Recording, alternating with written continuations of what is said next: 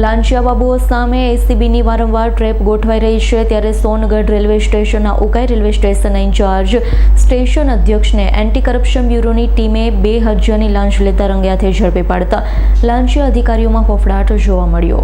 ફરી એક સરકારી કર્મચારીને લાંચ લેતા એસીબીની ટીમે રંગે હાથે ઝડપી પાડ્યો। વાત એમ છે કે ઉકાઈ સોનગઢ રેલવે સ્ટેશન પર ઉકાઈ રેલવે સ્ટેશન પર ઇન્ચાર્જ સ્ટેશન અધ્યક્ષ તરીકે ફરજ બજાવતા કૈલાશચંદ્ર બાલુરામ મીના 2000ની લાંચ લેતા ઝડપાયા। તો આ અંગે એસીબીએ જણાવ્યું હતું, રેલવેમાં લોકો પાયલોટ, ગાર્ડના અધિકારી અને કર્મચારીઓનું જમવાનું બનાવવાના મળેલ કોન્ટ્રાક્ટ અને પેટા કોન્ટ્રાક્ટરોને રેલવેના સ્ટેશન અધિકારીઓને જે જગ્યા ઉપર યોગ્ય સફાઈ ન રાખતા હોવાનું જણાવી કોન્ટ્રાક્ટ રદ કરવાનો રિપોર્ટ કરી દેવાનું જણાવી દર મહિને પેટા કોન્ટ્રાક્ટર પાસે 2000ની લાંચની માંગણી કરી હતી, જે હકીકત ખરાઈ કરવા ડીકોયરનો સહકાર મેળવી લાંચના ડીકોય છટકાનું આયોજન કરાયું। લાંચના ડીકોય છટકા દરમિયાન આરોપી અધિકારી કૈલાશચંદ્ર મીણા ડીકોયર સાથે હેતુલક્ષી વાતચીત કરી 2000ની લાંચની માંગણી કરી લાંચ સ્વીકારતા ઝડપાઈ ગયા હતા, જેને લઈ અન્ય લાંચિયા અધિકારીઓમાં ફફડાટ વ્યાપી ગયો।